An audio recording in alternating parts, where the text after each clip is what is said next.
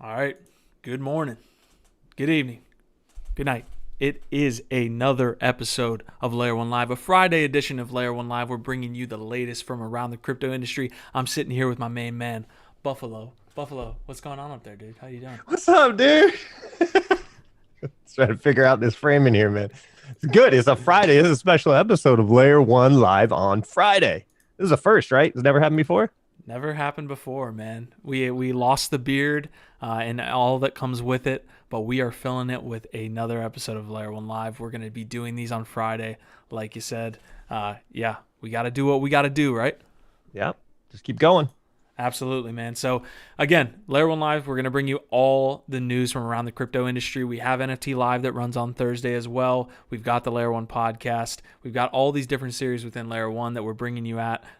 In LADZ City, of course, LADZ Radio, all of these really cool things that we're doing within our ecosystem. So we're glad you could join us today on this episode. But we're going to talk a lot of things Bitcoin. But before we get there, we're going to run through a little bit of stuff on the episode. But Buff, how are you doing before we get started, man? Do you see any comments that we can hit? What I love is that a lot of lads show up an hour before we go live, man. We need to get a pre-show going for them, some music or something, a countdown for them to enjoy while they're chilling in the chat. I love that. It's like listening to the audience behind the curtain, right? You know, they're out there. Once you open the curtain and head on the stage, they're there. They're waiting for us. So appreciate you guys showing up early. Appreciate the troops showing up. And I see a lot of great lads here that are just giving us much love to Easy, man. Much love to Fishy, Jonathan. You got Ballas, you got Canwolf, you got Jonathan again, because, you know, you're going to say his name twice. He's that cool. So shout out to all you guys. Appreciate y'all showing up early and often. Some guys just have one name. That's how you know that they are who they are, right? You don't even have to say their last name. So we will get to the episode. Again, Canwolf, we're going to give you a shout out here in a second. But check out, guys, I want to go through some things we've done in the past week. Check out the Seed Club interview we did with Jess Sloss. That was amazing. We talked all things social tokens. That is on our YouTube channel now. Obviously, don't check it out right now because you're on Layer 1 Live. But after this episode, if you want to learn about social tokens, you can hop into our channel and check that out. If this is your first time here, like, comment, subscribe, man. Join us in the chat. It is always a good time. So please strap in. We are about to get going. But other than that, I do have one shout out that I want to get to. Canwolf, like I said, you won the Meme Force competition and you've been a really active lad. So we just wanted to give a shout out to the guys who are making LADZ City what it is. And certainly Canwolf, you're doing a good job. So thank you very much. Great memes, by the way, for all the people that participated in the Meme Force competition. I'm a little biased. I thought Canwolf's one about LADZ Radio was, it should be in a museum, brother. That's gold medal right there. I love the support from you and all the other memes. It's an honor to be on any meme. I've never been a part of this before where somebody's taking my logo or my actual face and putting on crazy memes. So I thank you guys for participating. I look forward to some awesome memes in 2021 for the lads.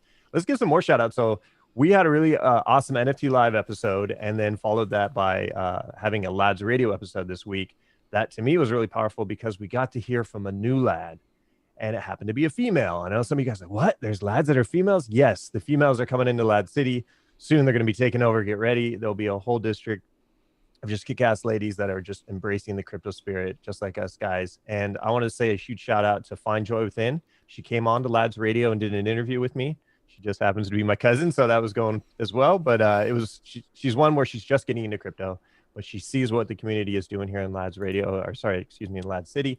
And she loved it. And so she was a little nervous, but she came on, she told her whole life story and is really excited to come on and participate in the LADZ City group. So shout out to Find Joy Within. That was a great episode. And we had a really big auction going on LADZ Radio where we gave out a starter pack, we had an auction for the starter pack. And the bidding was crazy between XPlow, between Loadmaster, between Easy. And the winner was Prodigy. So congrats to you, Prodigy, for winning the starter pack during the auction on LADZ Radio. And we got some special things coming on with Prodigy later today, right? That Q? Yeah, man. We ran back in the day gaming events for the lads. I think we did some marbles on stream. We did some Among Us that you like to show all the time and show us kicking out different people. But we are starting up game night again, and Prodigy is actually leading that up. He is the one that won the COG starter pack, like you said.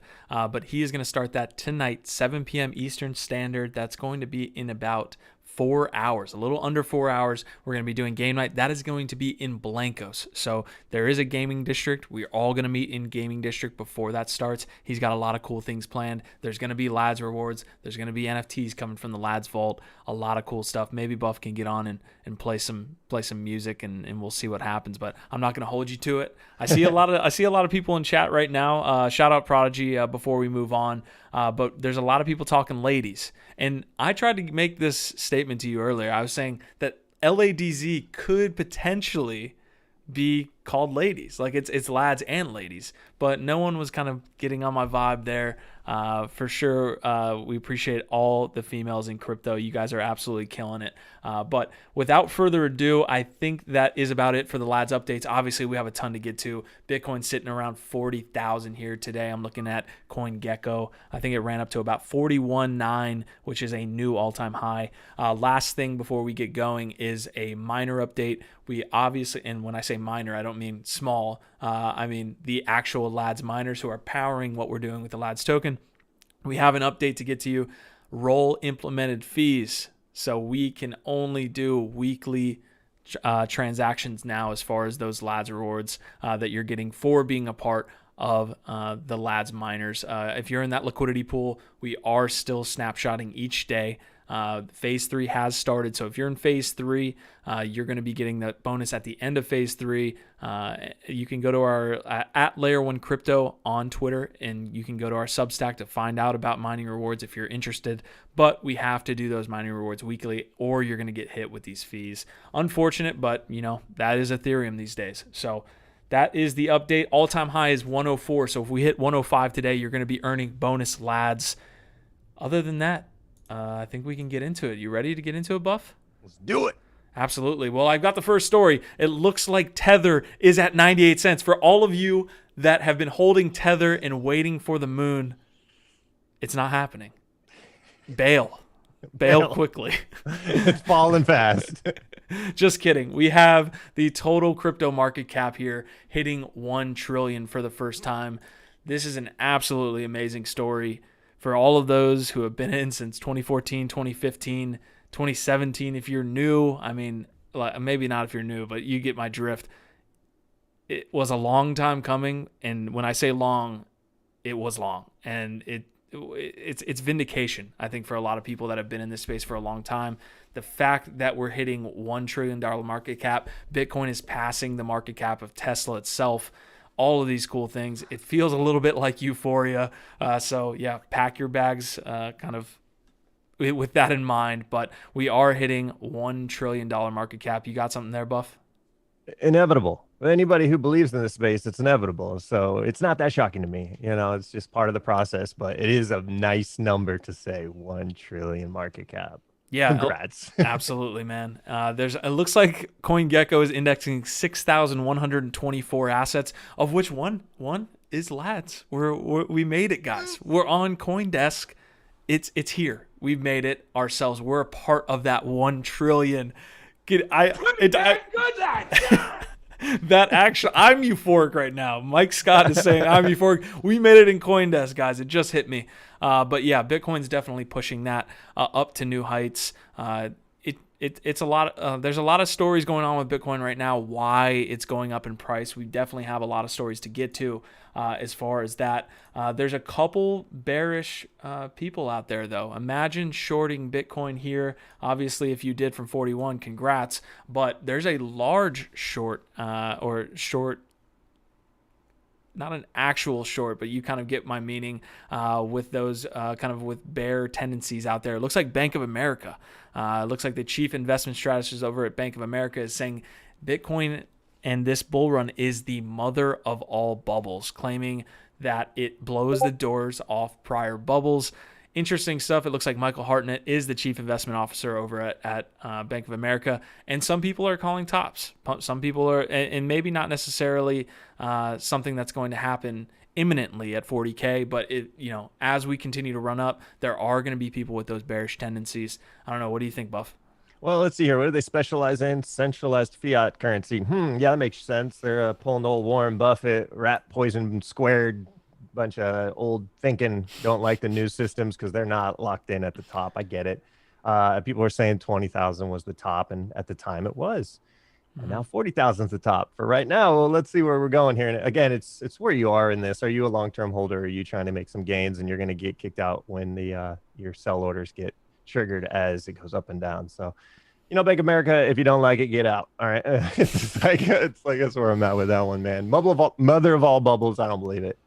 I think this is next wave that's in more of a kind of industrial, it's not as much with the hype of 2017. This has a different feel. At least that's how I feel about it. How about you, man? Because you were in 2017's run. How does this run compare? Yeah, and they go on to make some good points in this article, which are about to touch on that thing you just asked. Overman saying the banks are clueless about crypto. If you've been following blockchain for a year, you know more than these guys. Great comment there. 2017 was interesting because the institutions weren't always in it. For the most part, they were still calling it rat poison squared. There was a lot of different things going on. You see the institutions moving in, so that adds a layer of stability. But the one thing that's different, and they go on to talk about it in this article, and it's one of the reasons I pulled up this article to begin with, because the bullish, sentiment here when you talk about like a counterpoint is that 2017 was, the run was a lot to do with ICOs. There was a lot of ICO craze going on. You could throw $100 into any old shitcoin and you might 100x. And to the people that put 1,000 already, boom, you're at 100K. Like that was the type of euphoria you could not miss in 2017. But the opposite effect happened at the end. What was very much a retail-driven market had a situation where it was a cascading effect of all the money raised in ETH. The teams in these ICOs were raising 50, 100 mil. They were trying to sell out once the kind of music stopped. And what that led to was some cascading effects that you saw, which I don't think you have now. There isn't 100 ICOs raising $50 million in ETH that turns into $100 million of ETH the next month. And then when you have this pullback, you have this just massive crash. It could be I'm viewing it with rose-colored glasses. Maybe I want to see us continue to rise up, but you definitely get the feeling that a lot of people in 2017 are using that word euphoric. And that's what we felt like. That's what we felt like back then. So, there's so many coins that were overvalued that did nothing and still to this day have done nothing. So I think now there's a euphoric feeling to a degree, and a lot of coins are probably benefiting from this hype. But as the hype dies down and Bitcoin kind of stays at a certain level, the real deal ones are going to move up and continue on because they are set and there's adoption happening. And the ones that are still all talk, they're just going to be manipulated with traders trying to make that couple X and then get out because there's no long-term value. Mm-hmm. We've got some good comments that I want to get to as well. It looks like Kieran saying the Ukrainian bull is not at the desk. Bitcoin is at all-time highs. Coincidence? I don't know. You'd have to talk to the Beard himself. Hopefully we can get you some updates on the goings on in the Beard's life here shortly. There's some interesting things at play there. There's a couple other comments. Juan is saying existing institutions do not work well and crypto is necessary. Then why is it good for them getting involved in crypto? It's good for bag holders and people that are holding. I think it is funny when we who were, even in 2016, there were shades of us saying, screw the banks, even in 2020 today. But at the same time, we're talking about all of these institutions here on the channel. I think that's a pretty funny kind of coincidence. But, the more people get it involved, the more people it gets adopted, it gets to your grandmother, your aunt, your all of these things. It's just the way of adoption. Yeah. So, and they're all chasing yield, right? Like if the inflation's happening, we're going to see a new stimulus bill when Joe Biden kind of comes in here, and let alone the rest of the world. I'm just talking U.S. there. They're chasing yield everywhere. When there's negative rates all across the globe, you're looking to chase yield, and Bitcoin might provide it. I don't know how much at 40K, but we'll see. Yeah. Exciting times if you're a believer. 100%. I like real quick, Baldus has a great comment I have to hit. Bitcoin is going to the moon to get away from Chuck Norris. Makes sense. It's very logical. We're bringing you the hard-hitting stuff here on Layer 1 Live. Mike Scott said 80% corrections common in parabolic movements. The key, zoom out. I was actually having this conversation with you before we went live. When the 2017 bubble popped, it was not all that how can I say this? Retail commonly gets dumped on. And the fact that retail gets dumped on, most people know about. And, if you're not smart with your money, that can easily happen. You have way more bag holders in retail than you do institutions that are very much based on stop losses and all these different things. It would be funny to see an 80% correction when the institutions are in. They definitely were not in 2017. If you get a 5K Bitcoin for 40K, what does that even look like? Are they probably set some type of 10%, like, hey, if we go 10% kind of a loss there, then we're gonna sell a majority of the position. But it would be interesting to see a pullback of that level with institutions in. Yeah. It's one of those two, right? You want it to rise with your investments now because you're locked in, but you also want to get more because there's that damn greed side of human nature. And then with these companies now, it's like, when did they enter? And if they're entering right now, ooh, how hard are they entering? So yeah, it's interesting to see how they survive through this. Absolutely. All right, we're going to fly through these rest pieces of news for Bitcoin. This is primarily in breaking, guys. It looks like Bitcoin options interest hit 10 billion. So this is open interest. This is futures. This is derivatives. This is the trading professionals. Also retail. You see a lot on Deribit. You see a lot of futures action on these different platforms. It looks like Bitcoin futures primarily come from CME, Binance, and OKX, whereas a lot of the derivative stuff is happening on Deribit.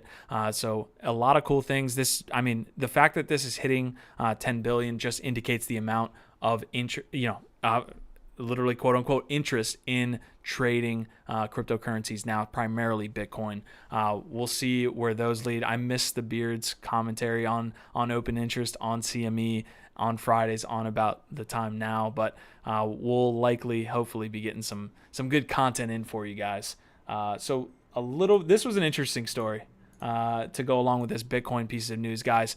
Redditor goes viral after discovering lost keys to $4.3 million Bitcoin trove. I didn't even look into the story other than just the title. Like, that was such an awesome story, clickbaity story that I like. What do we have to say? I don't even know where he found it. Let's see. I used to play Dark Orbit mainly at my grandpa's house. I was there for around a week during the holidays. While I was there, I was going through his old Dell computer that I used to play the game on and came across a TXT folder labeled keys. Oh. Bam. 0.3? Is that how much? Yeah. So 127 BTC, whopping 4.3 million, and he's probably got more at this point. Looks like this story was written at the time 34,000, so he's got a little bit more. Do you have anything on that before I move on to the last piece of Bitcoin news? Real quick, I love these stories because there's two sides. Like, one story where you have somebody who actually finds their keys and they get their crypto, and then you have the stories of the guy that like put all his information on a hard drive that he threw out into a landfill. He knew the local landfill. Years later, when he realized how much money was on that hard drive for the Bitcoin, he pleaded to the landfill owner, "Can I dig and find that hard drive? It has, it was like $80 million or some craziness." The landfill owner would not let him dig in there because it was years down underneath everything. And that was one of those nightmare stories that when you hear these, it's like, awesome. And the last little part of this that always makes me think about with Silk Road, when Silk Road came out, a lot of people bought Bitcoin for the utility to buy drugs. So all these druggies out there ended up buying a bunch of Bitcoin. Then Silk Road shut down, and then all these druggies forgot they had Bitcoin for years, and then suddenly, boom, Bitcoin rises up. And I've heard stories of people that had meth addictions that made them a millionaire. So it's interesting with the lost keys that come back into circulation from people that were lucky enough, like this guy, to find his keys. It's amazing that he didn't know and it didn't hit before, like in the 2017 run. Like, you didn't remember that you used to earn Bitcoin. But shout out to this guy. He literally says, "Took me 2 hours to write this because I've been constantly bawling my eyes out while typing." Bravo to that man. Yeah. So before we get to your story on BTC, I've got the last piece here. Finland's custom authority is looking to sell Bitcoin seized in 2016, now worth more than 75 mil. So it looks like Finland is looking to add to its dollar reserves or its own fiat reserves by selling a little BTC at the tune of about 75 million. It looks like back in 2018, they tried to sell the Bitcoin through auction, but didn't go ahead with that plan because it was concerned that the cryptocurrency would end up back in criminal hands. So it looks like they're trying to sell some BTC here at the tune of about 1666. Interesting stuff. All right, Finland. Finland's Yeah. dropping on us. Come on, Finland. I thought Finland was a long-term hodler of Bitcoin. I didn't know they were that deep in the game. Unfortunate. Yeah. All right. Well, Fox Yoga's in the house. So with Hey, that shout out, Fox. with that in mind, let's start. Let's have your story here on Bob Loukas. Let's do it. So Bob Loukas, I don't know if you guys know this. If you are believers in Bitcoin and you see the long-term value of holding it or transferring profits from other altcoins into Bitcoin for the long-term hold, Bob Loukas is a great person to check out on his YouTube channel. He has a 4-year journey that he's covering. It started last year at the beginning of 2019. He purchased, I believe, 10 Bitcoin and dropped around it was over 100,000 he put in, and he covered pretty much every month. He would go into breaking down the vision and why he was doing what he was doing, along with his averaging in. And it really brought a mindset to me since I got into crypto in June of 2017. That year was crazy for me. I had no structure. 2018, I was trying to find structure. And then in 2019, I finally found structure when I came across Bob Loukas, started looking at the cycles of Bitcoin, the halving events, and the fact that 40,000 to me, this isn't shocking at all. Some of you guys might be like, oh my God, to me, this was inevitable. This is just after the halving in May, the price is just naturally going to go up if it's still surviving in this, as more people are adopting Bitcoin. So Bob Loukas allowed me to look at this whole thing and say, okay, just start averaging in, man. Come up with a plan that works for the Buffalo and stick to it. So July 4th, 2019, I put down a certain amount of money that every 2 weeks I would continue. And I've been doing it since, where I would just dollar cost average every 2 weeks. And then at the beginning of last year, I decided, you know what? I'm 36 years old this year. I'm going to put $36 into Bitcoin every day along with my average. And so that was just something for me to create a number that made sense for the long-term belief. And then averaging in, I mean, I first bought into Bitcoin at 11,680. And every day as I was buying, when I started doing daily, I then got to buy when it was as low as 3,800 during the COVID. So I was averaging in every single day through that. And the really cool part about all this was I finally built a system I could stick to. It took away the stress of chasing the ups and downs. And I got to put those little amounts I was getting in my Excel spreadsheet. And then once it started getting into bigger numbers, I was like, wow, man, this is something. So to all you guys out there, come up with a plan for your investment, especially long-term.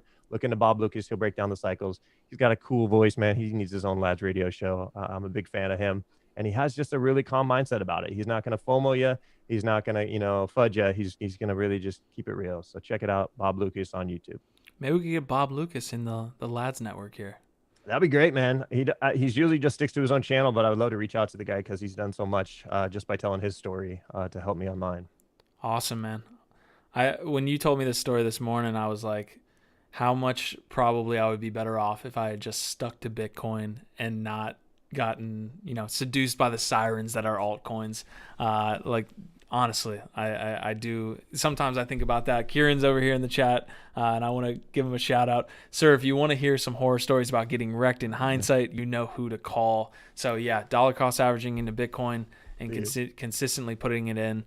Yep. That's not, most people don't have the patience, and I salute you for doing that. Yeah. One last thing on Bitcoin, then we'll move on here. Here's a Bitcoin if y'all haven't done it. This is a Bitcoin that I'm selling right now. Is that that's a real Bitcoin? Yeah, I store it on this keychain. It's one of these new keychains that Ledger put out. No, I bought this off of Amazon for like $3. I'm a big fan of it. One thing we don't do on Layer 1 or on any other show here on the LADZ Crypto Network, we don't talk about books, man.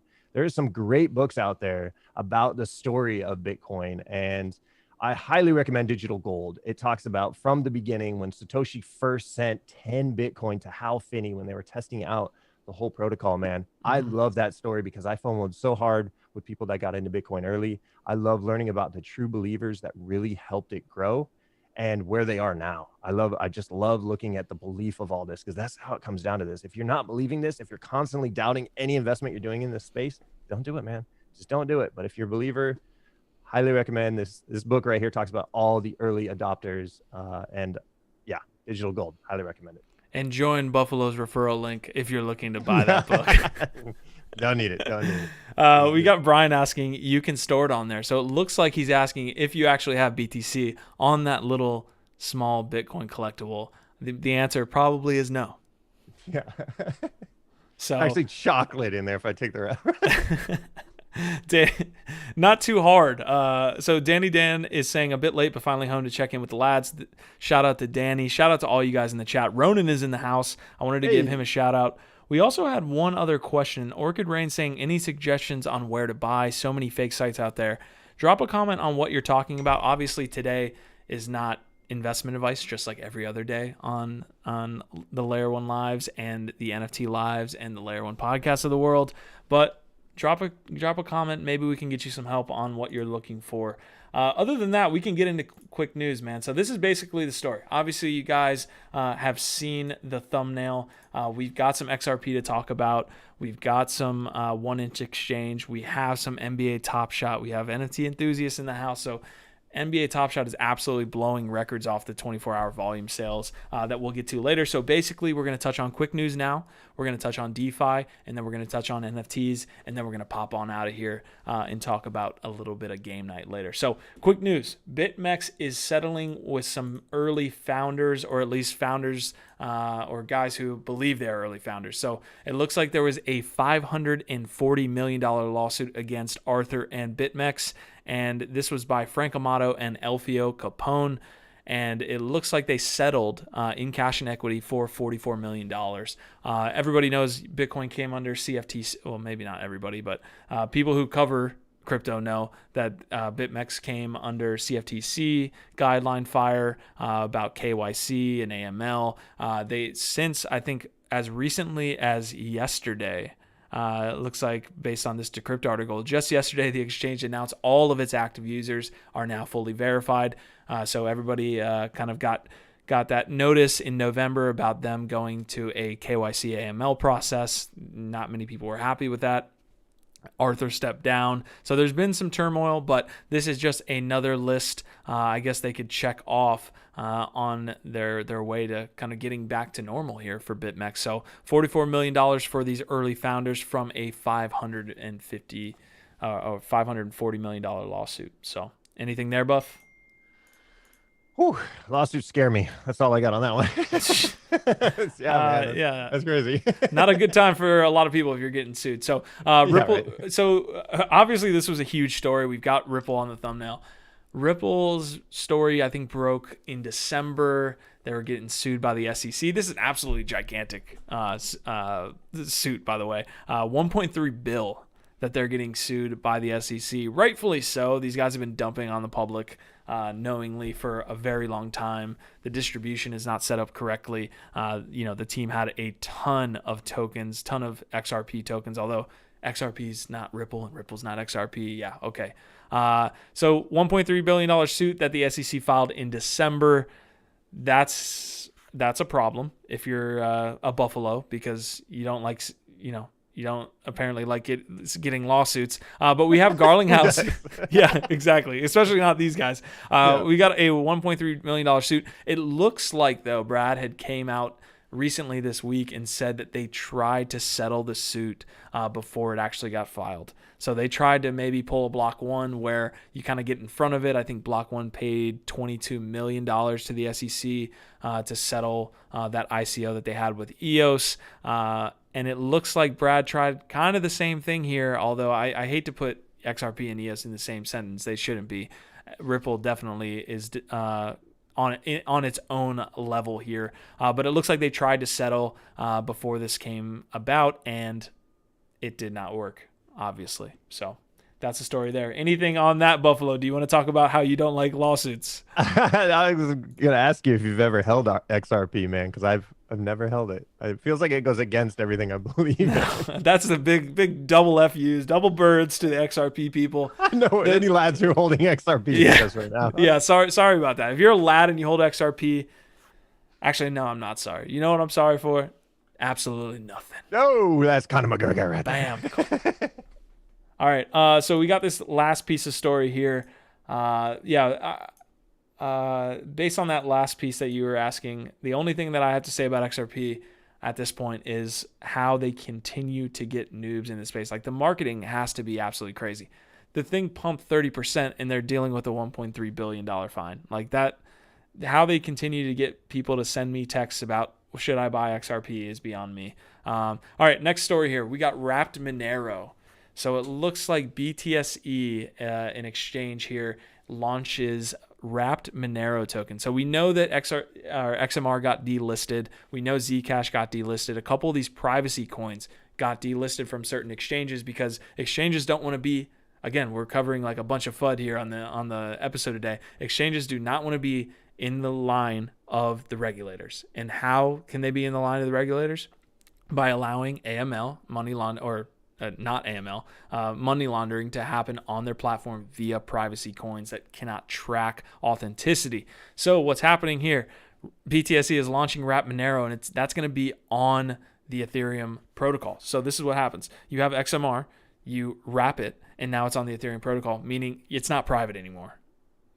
And that's kind of not at the heart of what privacy coins are made to do. You do actually, I think there was a joke later in the article that had, let's see, Ricardo Spagni, it looks like he was saying, this was a developer that maintains the Monero code. He said, hey, Bittrex Exchange, Bittrex Global, Bittrex US, are you going to list wrapped XMR? It's traceable, so you should have no problem listing it. So it does give some utility to XMR that maybe it didn't have before. You could interact with DeFi protocols that are on the Ethereum network, do all these different things, but you lose the inherent privacy that comes with what is supposed to be a privacy token. So interesting stuff. Wrapped Monero. We'll see what happens. If Coinbase starts to list wrapped Monero, that would be an interesting play. Right. Yeah. Yeah. Privacy coins is something interesting. I have a buddy I run camera with for years. He walks around with a Monero shirt every other day. This is the only one he loves. So I wonder how he feels about this right now. I'm about to ask him. Deanna Pierce is saying, good way to lose viewers, Q. I guess flipping the bird in my XRP. The viewer counts have only gone up. So I guess there needs to be more birds on the channel. So boom. Yeah, there you go. All right. That is the quick news for the day. Thank you for following along. I'm going to ask Buff if you can go through the comments here and touch on some of these while we go through. There is a ton of people commenting. We have 75 in the chat. 105 gets us to that mark of all-time high. So please, let's hit 105 here on a Friday edition of Layer 1 Live. Yeah, let me check out some of these awesome comments here. I know Jonathan DeWinna. Buff, you need to check out Bitcoin Origins on Wax, man. It's totally worth it. And I agree. I've looked into them. We had them on here on NFT Live, and I love how they are embracing the story of how this all started. A big fan of the lore behind Bitcoin and the blockchain, and how there was a huge revolution that happened in 2009. But even in the 90s, they were trying to get this work, and it just wasn't the right time for it to happen. So I love the whole story behind that. And Bitcoin Origins, a big fan of how they're doing that.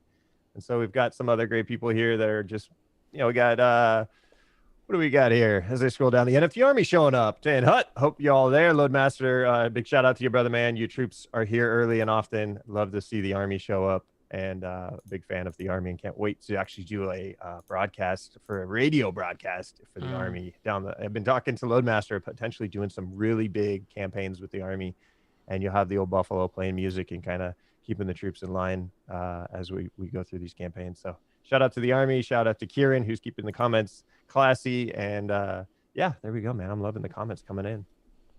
Yeah, it looks like Kieran's saying cross-chain private DEX project I'm involved with has XMR BTC as its highest volume pair. I wonder why, ? Yeah, the XMR is looking to, you have situations where people need to liquidate if they're losing exchanges, obviously. So Wax making new higher lows. Unfortunate, man. What is Wax at these days before we get into DeFi? I know Llama was talking about it. Oh, Wax is up to it. Come on now.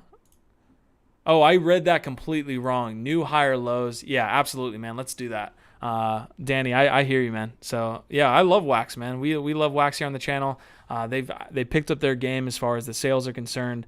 The higher quality projects are continuously putting out. But yeah, higher lows for Wax is a good thing. We've been waiting for that for a while. It hasn't seemed to be picked up by the broader market. And be able to hit that mark that it probably should, seeing as it's kind of one of the leaders in the NFT space.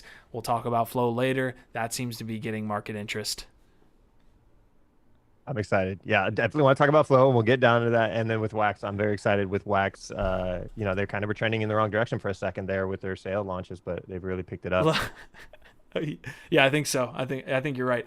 I'm getting trolled here in the chat now. So it looks like Danny was actually wrong to begin with. He's saying I mean lower highs. So we got lower highs, we got higher lows. What's going on here? So yeah, definitely higher lows. Higher lows is the way to look at that. So interesting stuff. Appreciate you bringing the fire there, Danny, as well as the rest of the guys. They're talking a little bit about Wax E. Yeah, the interesting stuff. I like what they were doing with Wax E. I haven't gotten involved just because we're doing so many things here at LADZ that we can't necessarily get involved in every single project and what they've got going on. But definitely that Ethereum bridge is awesome. One of the lads was saying something about not being able to get back. I think Paul was saying that once you convert from Wax P to Wax E, you can't get back into Wax P. So they need to build a bridge out there for that if that is the case. But interesting stuff, man. Yeah, WaxP's actually doing a nice little push today too. So I've been watching it recently because I am trying to, stack some wax for some of the sales coming up in Q1. So it's nice to see the little rise there. Amazing. All right, so I've got a DeFi story here as well as followed up by another that was posted by a lad in DeFi Alpha this morning, I believe. It was... I'm totally blanking on the name here. Who posted it? Bullseye posted it. So we're going to hit the first one. Obviously, 1inch had that awesome airdrop. A lot of DeFi users got paid out in, I believe, Christmas time. It was like the 24th, to the tune of like millions of dollars or hundreds of thousands if they were power users. So Ethereum users are continuously winning. It looks like the first mining phase of the program with 1inch stopped, I believe, yesterday, if not this morning, and they're looking to start this one up tonight, UTC. So very close now, January 9th, midnight. I've got the links in the description if you want to check it out. I'll go through it really quick. But 1inch is that fork of Uniswap. They have growing volume as far as it comes to decentralized exchanges. It looks like the following 5 pools are going to be added: ETH to 1inch, ETH to DAI, ETH USDC, ETH USDT, and ETH wrapped BTC. And as you can see in this article, it's going to be 1% of the 1inch token supply is going to be distributed among these providers for this period. So I'm going to actually go. I know there's a whole nother article about this. I don't know where they actually lay it out. Let's see. I don't know. Do you got anything while I look for this? Yeah, I'm really curious because I'm starting to see a trend in this. I missed out when Uniswap first did airdrops for people that were using Uni. And I remember you were like, hey, man, go check your wallet. You got money. And I was like, what? I was like, I haven't used Uniswap yet. I've talked about it, but I personally haven't done anything on it. And realizing I missed out on that opportunity. I feel like now with 1inch following in that, is this a trend? Is this something this year do people need to look out for when these exchanges start to emerge? If you just use them, it qualifies you for airdrops that if they're following the same kind of trend. Is that something that we should look into? Yeah, as we move forward into Web3, what it becomes is users not serving the platforms, but the platforms serving the users, right? People are looking I've been doing a little research on this topic, and I think somebody said it, or maybe I put it together. It's definitely not an original idea. Who has those these days? But life ROI is something to think about. Like the way people live their lives and the apps they interact with, and all of these different things that you're doing on the internet and you're doing on your phone. Eventually, that's going to move more towards this 1inch, this Uniswap drop, where people are getting rewarded for just using the things in their life. So if you're using Telegram, if you're using Twitter, maybe those are going to take a long time, but I'm certain that there's going to be apps that you use in your everyday life.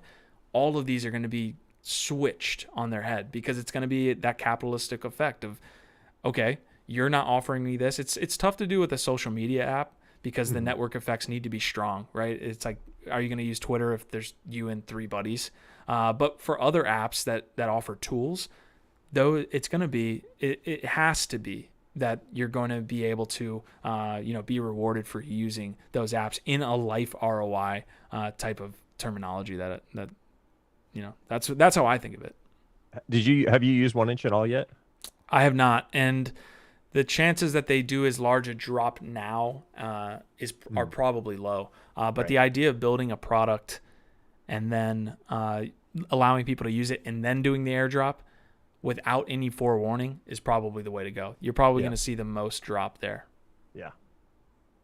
So yeah, I mean, this is so I have the actual stuff here. It looks like over the next month, so it looks like about 30 days, this 1% is going to be dropped. You can see through the 1-inch exchange here, it starts at Jan 9 midnight UTC, distributing 1% of the 1-inch supply to these LPs for the next month. So that is essentially some interesting stuff that's going on in DeFi. You don't see as much yield farming, but definitely the good projects are going to be able to do things like this where they reward their they reward their users, and there's enough liquidity, there's enough utility where the price continues to stay stable, and you're able to, although stable is one thing. Let's see what 1-inch is at right now. I'm sure it caught a pop, but definitely after their airdrop, it was like an elevator up and a strong elevator down. Let's see. Yeah, so you had it rise up to about 278 after the initial airdrop. That was on Thursday, December 24th, and then Friday, December 25th, it hits 273, and then it went all the way down to about 78 cents. It's trading at about 117 right now. So it is interesting. There's no like cost basis there, right? Of saying I spent this amount, so I need to hit X. When someone gets it for free, like Kieran had said, I think in a chat when we were covering it, you have to see the dump incoming. Like the fact that it pumps is weird to me.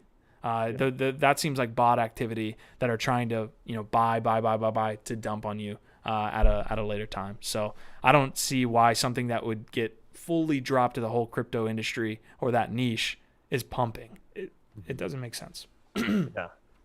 Yeah, the model's interesting. I mean, we've adopted a similar model, right? We're paying LADZ to people for showing up on this show right now. Like, all you guys are going to receive a link here soon to get some LADZ for it. You go and listen to LADZ radio. Buffo Santalo is going to throw some LADZ at you. So I think we've got that kind of model to a degree too, where we're really awarding people for participating.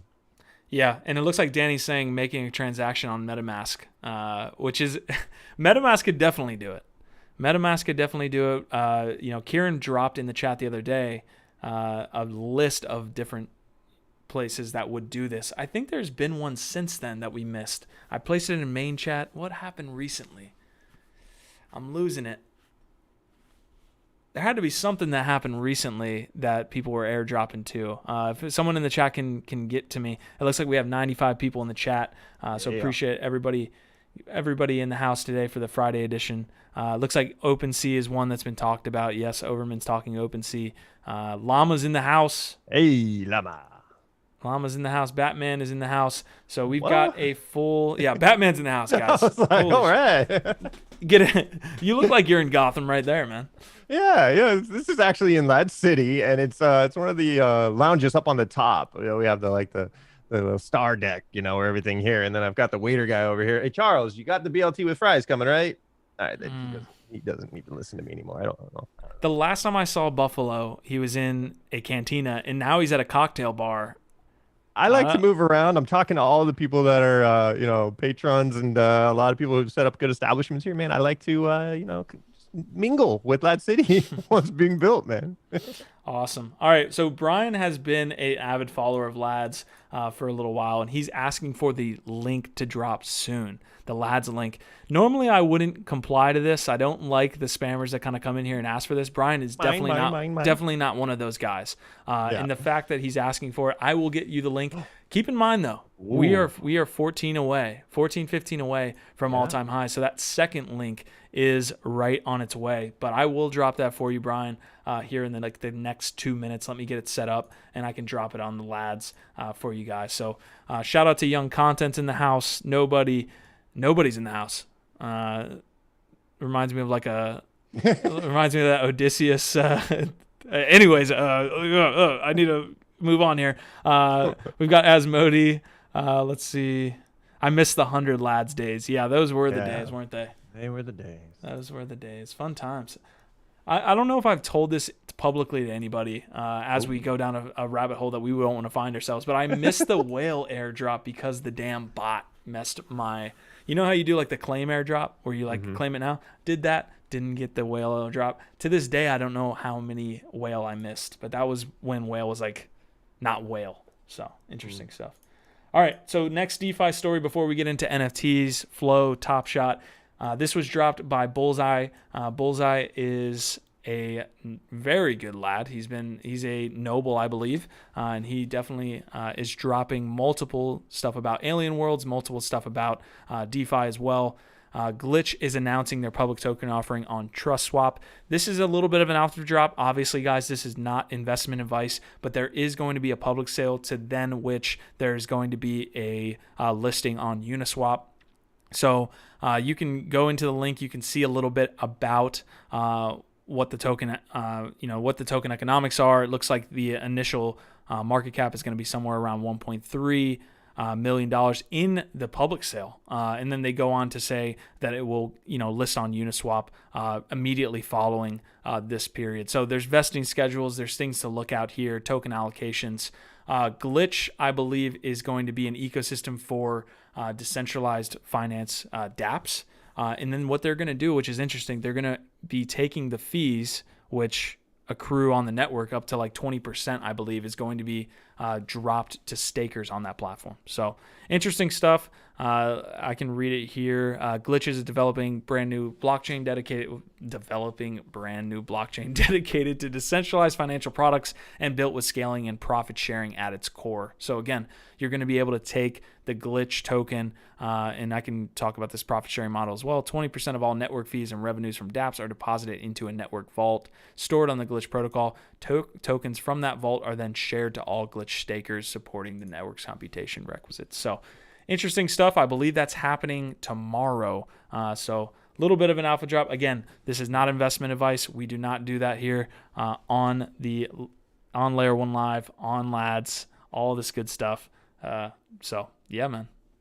I love it. That's staking, man, setting up the passive income generation, for a lot of these projects that you truly believe in, getting in early like this and staking. Ooh, that's a good way to go. But not financial advice. That's just words.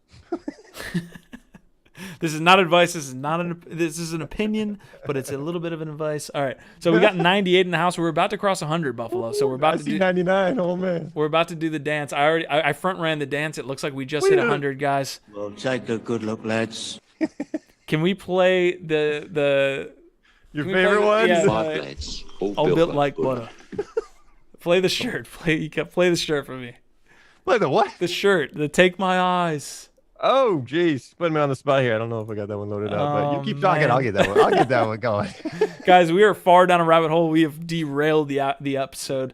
We're about to hit all-time highs here, but let me get this roll thing up here. I'm going to drop this roll reward link. Obviously, again, you're earning LADZ. Do you want to talk about the LADZ token while I do this filler? You don't need to get that clip. Oh, take my eyes, but not the shirt. Everybody's like, what?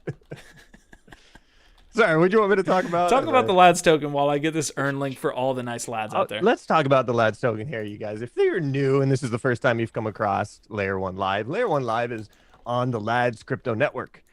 LADZ is a token. A social community is forming in LADZ City, which right now is in Discord, soon to the metaverse. We all hang out there, and it is supported by the LADZ token, which came out last year at the beginning of December.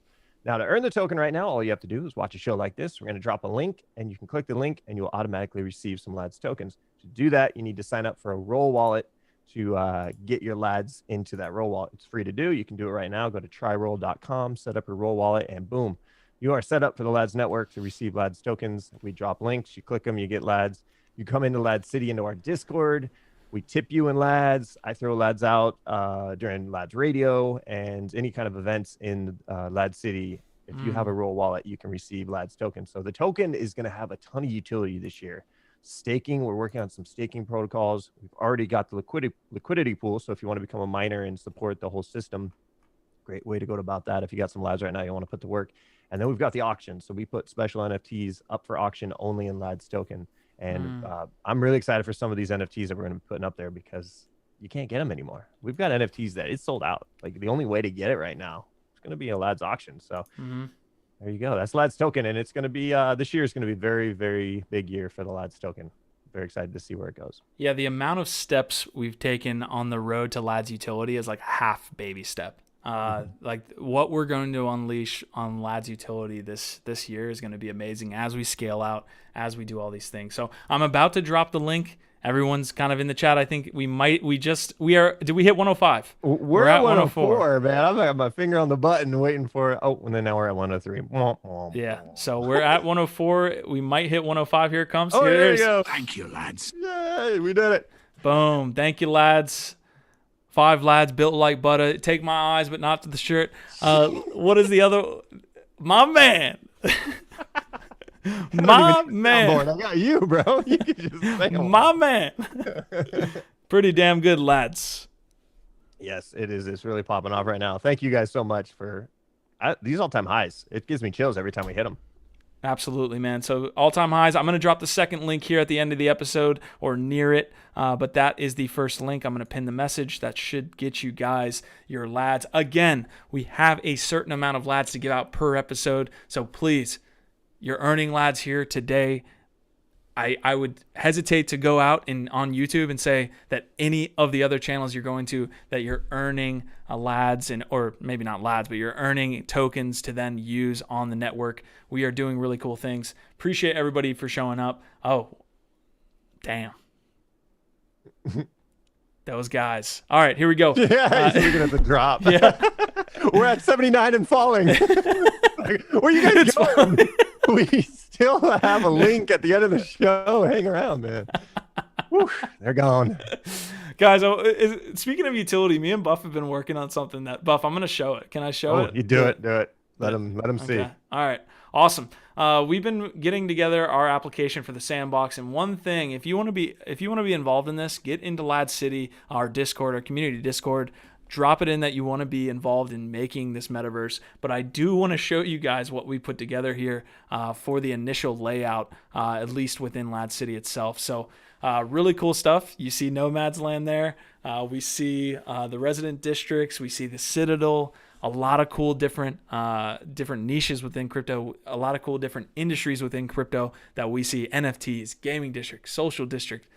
This is the initial layout. It might not look like this in total, but as far as getting a conceptualized version of what LADZ City is going to look like, it's going to be amazing. The size of your actual character is about the size, a little bit less than the size of my mouse right there that you can see on the screen. So it is absolutely gigantic. We've been going in the new game maker that Sandbox launched, and it's just a fun time, man. It's just a great time.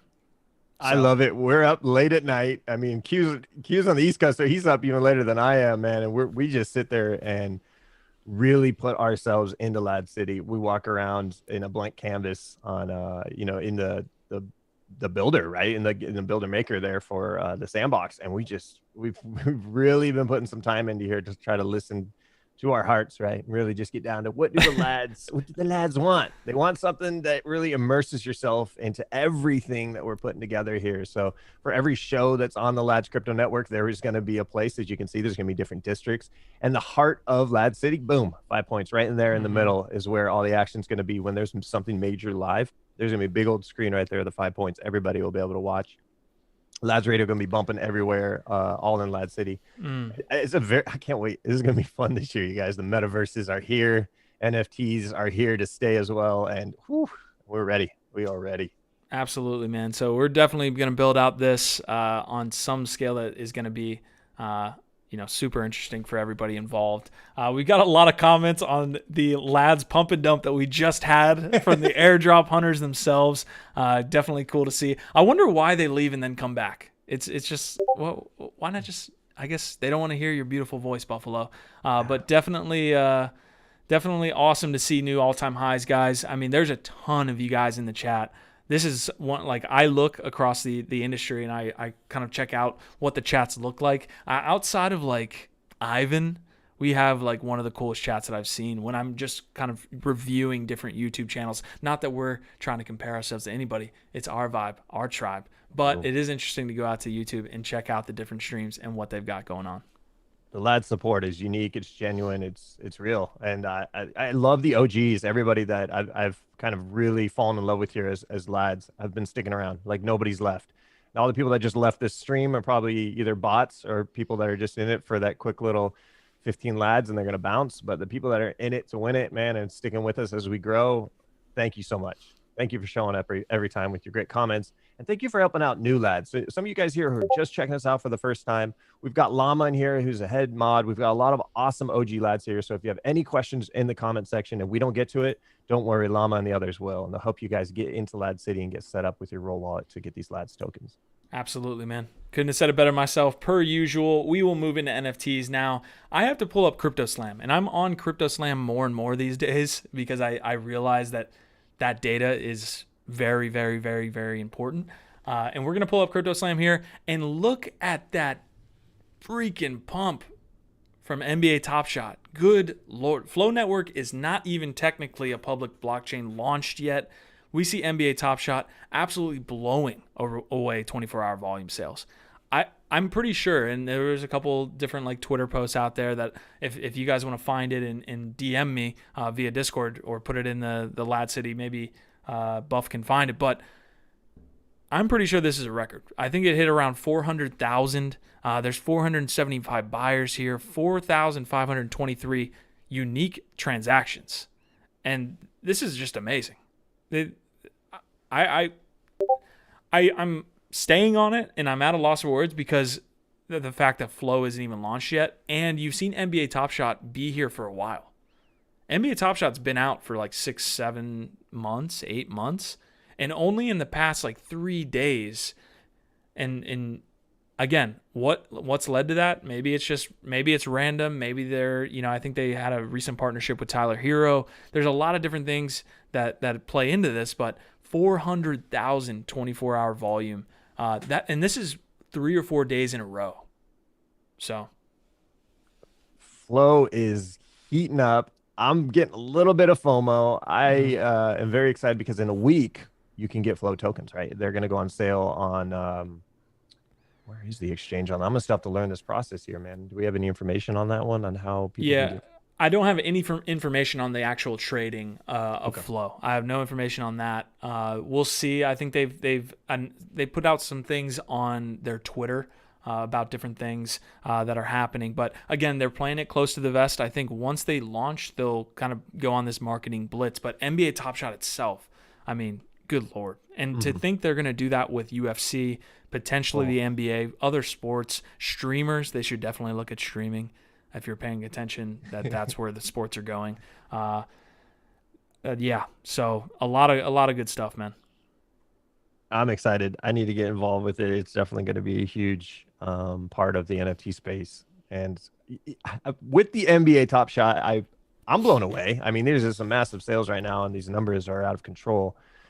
You start to wonder who's spending this money and where it's going. Is it all LeBron James? Is he buying up all the cards? I do not know, but it's massive, and it's not even fully out yet, in the sense of what Flow's really trying to do. So this year we're get to see what they're all about.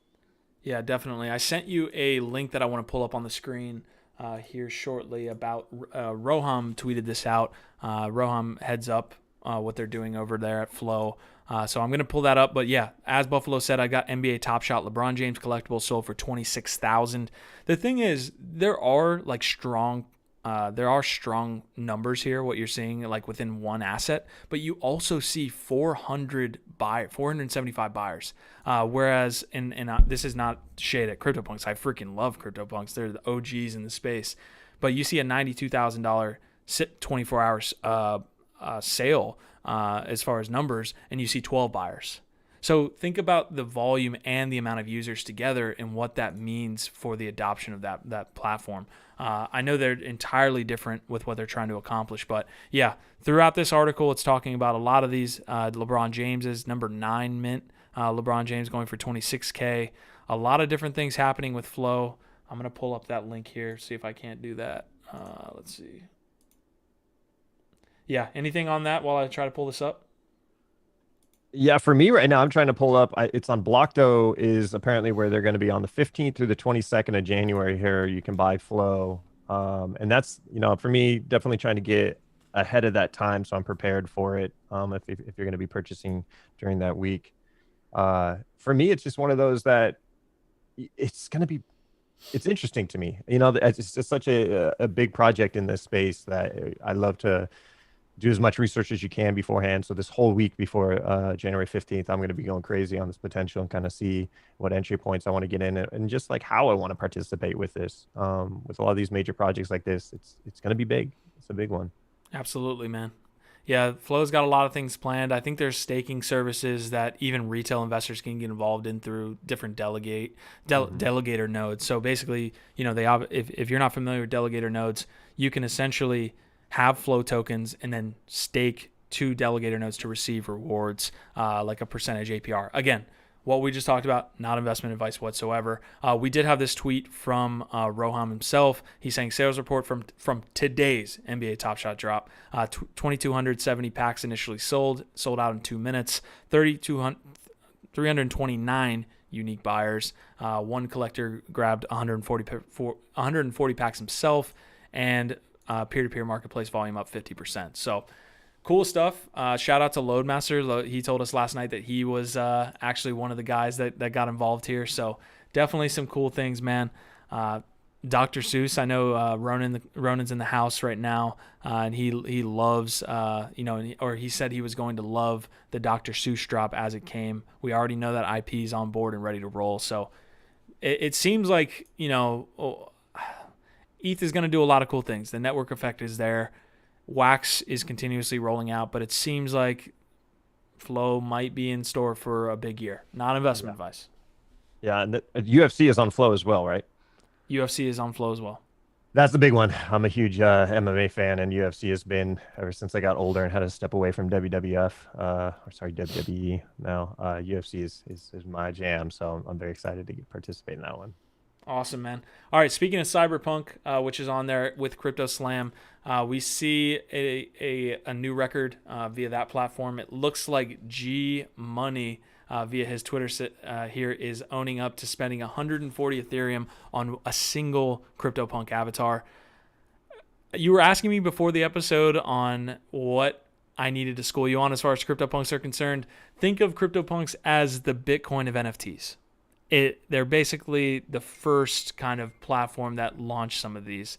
I'm almost positive even before CryptoKitties kind of blew the top off of the thing. So CryptoPunk is this old school. These are the antique is probably the wrong word, kind of a negative connotation there, but these are some of the most valuable NFTs from like a timeline standpoint that you could own. So he spends 140 Ethereum. What's his long-term vision on his investment? Like, what happens with this? What's the utility of this purchase? It's interesting that you bring that up because in the article they actually talk about utility, right? Like there doesn't need to be a utility. I think they go on to talk about Rolexes in the article. It's like the Rolex, when someone buys a Rolex, it's not to tell time. Like they could have a $5 watch that tells time. Like it's more of a signal, right? I'm the one that bought this $140,000 watch. I'm the one that spent $140,000 on a CryptoPunk. It's not necessarily about the utility. It's about signaling to others in your sphere of influence that, hey, this is me. I did this. I'm the cool mother. So that's it. Yeah. Is it? You got the Ethereum, I guess. Boom. It's a massive one for me, brother. Yeah. Whoever owned that ape, I believe it's like a knitted ape wearing a knitted cap. I don't know if that's the exact name of the asset, but definitely interesting times. Let us know what you think about these NFT sales, man. I want to go through some of these comments, and then we're going to get to Doki Doki and finish up the episode. Let's see. Ken Wolf is saying, I remember the vine of the kid saying LeBron James. That was LeBron James. LeBron James. Let's see. Shaq just booted up the sales. One of the things that I'd be super interested in from a flow standpoint, from an NBA TopShot standpoint, is the actual the like legendaries, the old school players. Like the Michael Jordans, the Kobes, the Shaqs. Oh, yeah. That's something. Oh, the Kobe right now, man. Oh man. Yeah, I think Ronan talks about this a lot with like increasing the supply. We've seen some success with teams that don't have these large supplies of nonsense is probably not the right word, but that's one thing with Flow in the NBA TopShot where I'm like, I would much rather go after, and maybe this is true in general collectibles, not the yearly or seasonal drops that you get these new people on. I want to go after those old school players, those legendary old school players, not number 8 of LeBron James because it's his 20th season in the league. So Yeah. That's my thought. Engine is coming on the board. I'm trying to get Modic on the podcast as well. Modic is doing a lot of good things. Let's see.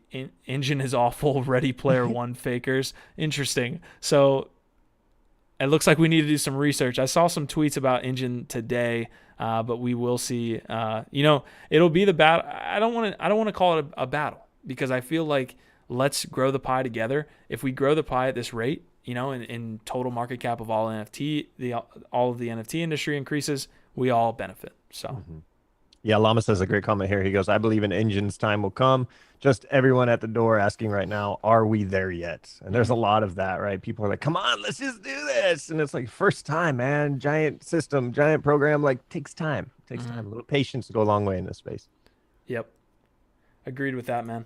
All right, so Doki Doki is going to be the next thing we talk about. I'm going to let Buff take a lot of this here and see if we can't break this new NFT project down. But it's essentially a riff on a slot machine where you're playing a game of chance, essentially. I think that's the best way to put it.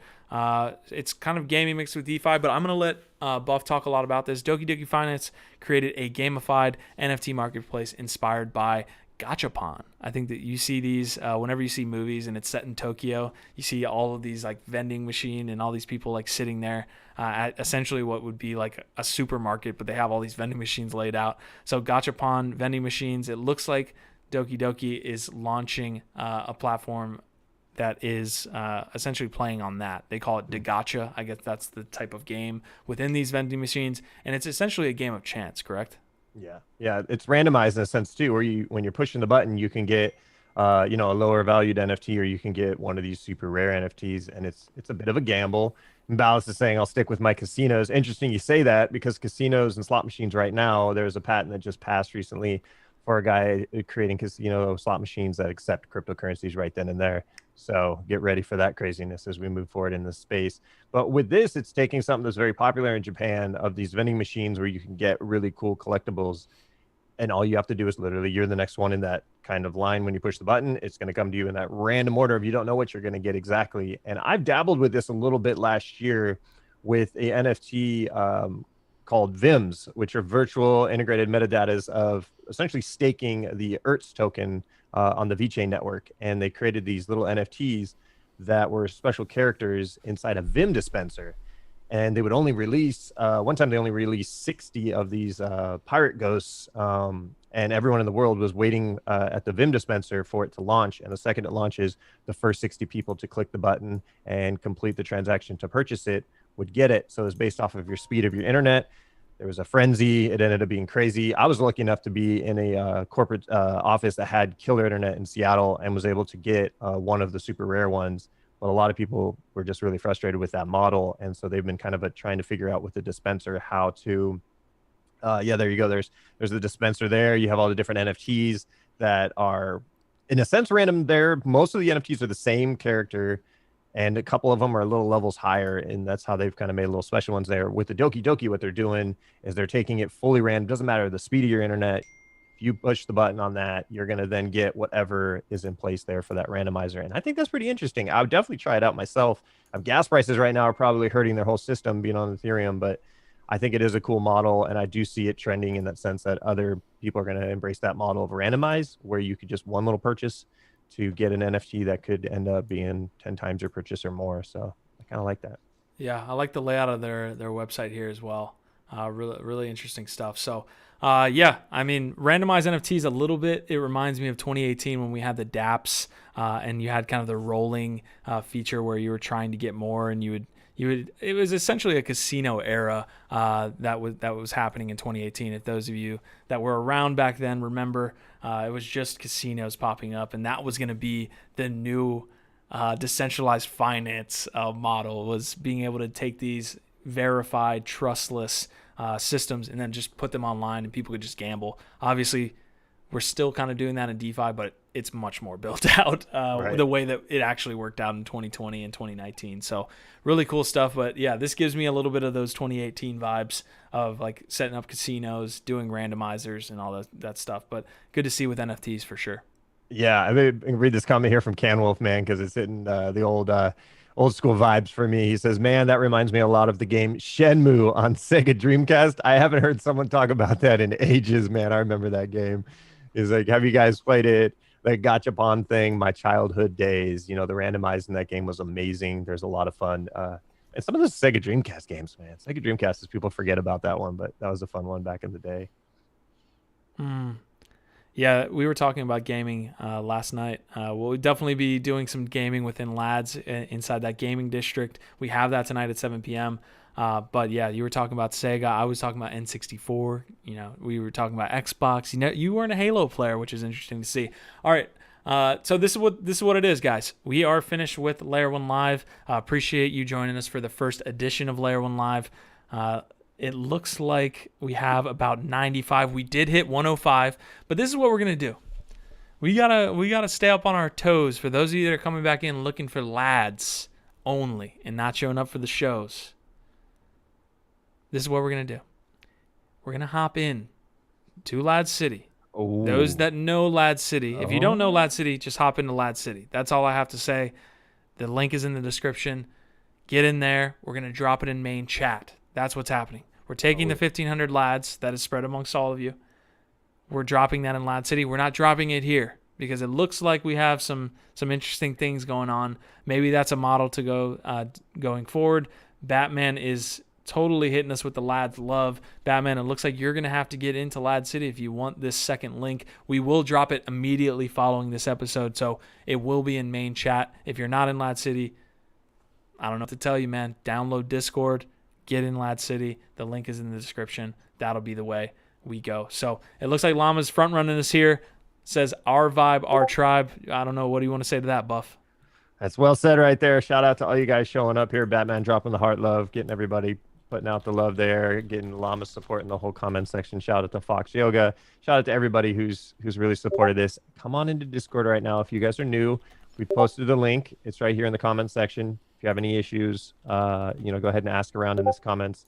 But we're going to leave right now. We're going to go into LADZ City in our Discord, and we're going to drop that all-time high link. So anybody who just got the tokens for the regular show, if you want more LADZ tokens, come on into LADZ City. All right, man. The last thing I'm going to do here is show a clip of Blankos. For those of you that aren't familiar with Blankos, this is what we're playing for game event tonight. Prodigy is leading that up. I'm going to go full screen here if I can, and we're going to show you the district. Boom. This is what we're doing today. We're going to hop into an event. We're going to be doing these different things within Blankos. I think D has some interesting stuff planned. But if you don't know about Blankos, this is going to be one of the best crypto games in 2021. Really cool stuff. You have the NFT assets that you can then use. But we'll see you guys in LADZ City right after the episode. And we'll see you in LADZ City tonight at 7 p.m. That is in about 2.5 hours, guys. So definitely make yourself known. I'll see you guys in LADZ City. Orchid saying we'll see you in LADZ City. We definitely will. Thank you guys. Appreciate it. As always, our vibe, our tribe. Thank you, lads.